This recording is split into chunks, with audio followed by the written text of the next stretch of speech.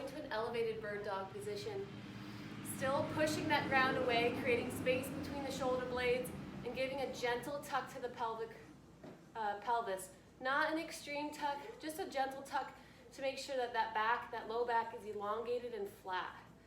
From here, you're going to tuck the toes under and give a slight hover off the ground. Then you're going to exhale before movement begins. Exhale and lift opposite arm and legs. Inhale, bring it back.